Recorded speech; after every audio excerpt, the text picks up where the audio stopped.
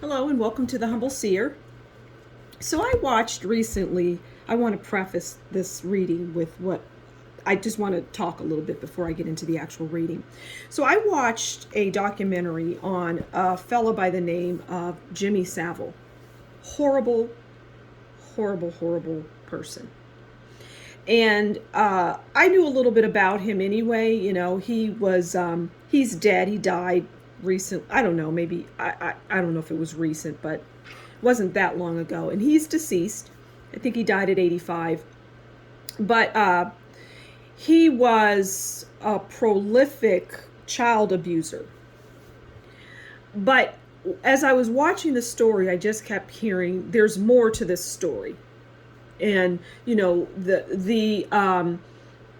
there he was reported to the police and they covered it up. I mean, we just have to call it what it is. They covered it up. And he was allowed to offend multiple times. But here's the thing. I do see that children died at his hands. It wasn't just because there were, at the end of the documentary, there was I think 400 cases of children that were, there were allegations against him. And I just saw beyond that. I just saw just horrible things. I just saw bad things. And so I want the cards to tell us, is there something that you can tell us that's not out in the public eye about Jimmy Savile? I mean, we know he was a horrible, rancid, foul person who, just did bad things. I'm hearing disposed of bodies. I'm hearing all sorts of horrible things about this person. All right. Can you tell us something that we don't know about Jimmy Savile? What don't we know? Okay, we know he had an unhealthy relationship with his mother. Okay. Surprise, surprise. That's what I'm hearing. Okay, so we have Two of Wands. Partnerships, collaborations, riches. Okay, I'm going to leave hollow success. I'm going to leave it there because it's very apparent to me what this is saying. That Jimmy Savile did not work alone.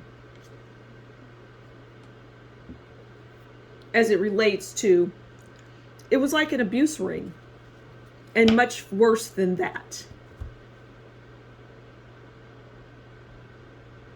It went much further than that. So he worked with other people. He had partnerships and collaborations, and it made money.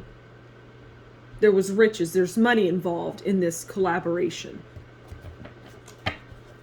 Can you tell us anything about the people that he collaborated with in this endeavor, this business that involved children?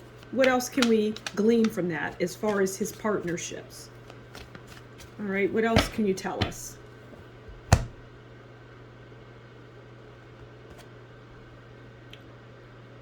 Okay, so we have Five of Wands. Challenges, obstacles, fights, disagreements, resistance.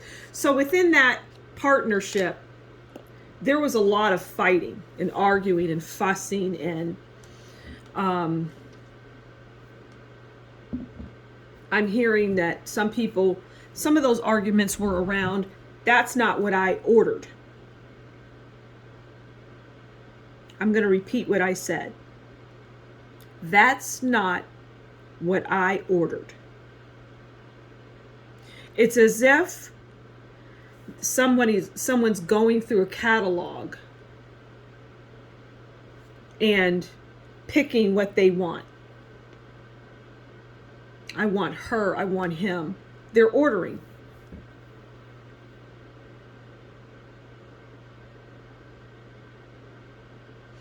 And They're not getting what they want in some instances. It's just sickening. It's just disgraceful. It's horrible. It's horrific. It's terrible. I'm also seeing like pentagrams. I'm seeing ritualistic things. Rituals. Sacrifices. Things like that. What else can we learn about just this overall business that they had? What else can you tell us? This is mind-blowing, to be honest with you. Now, the Three of Cups. I am doing a series on the Atlanta child murders. And cards like this come up often. And, I mean, a skeleton, we all have a skeleton. So a skeleton isn't in and of itself negative. But out there in the world, people like to depict the skeleton as a creepy, scary, demonic thing. And for the purposes of this reading, that suits us just fine. Because, well, the Three of Cups is about celebration. And that's what people did when they placed their orders, when they went through a catalog, or they said, here, this is what I want. I want a red-headed, little freckled, whatever age. They would celebrate when they received their order.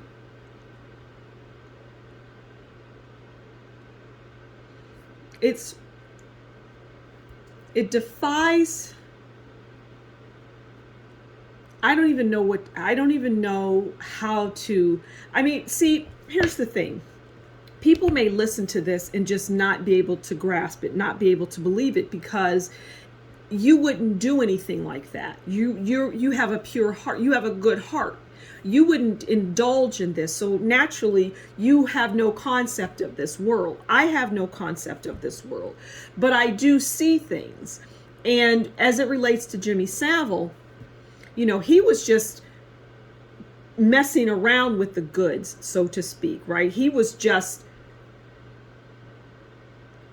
getting his jollies before he actually, sent some of these children to wherever they were going.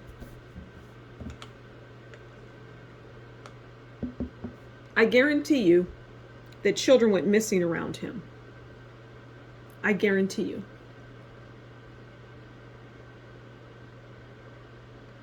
So he was a horrific person.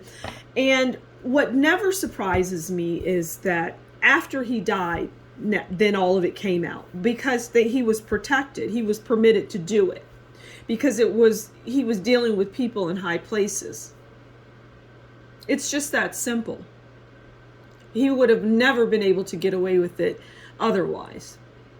But his clients, some of the people that he was delivering these orders to, were people in high places. So he was never going to, and in the documentary, he just joked about it. He made jokes about it. He said, yeah, I like girls. Now, any man that likes women wouldn't say I like girls.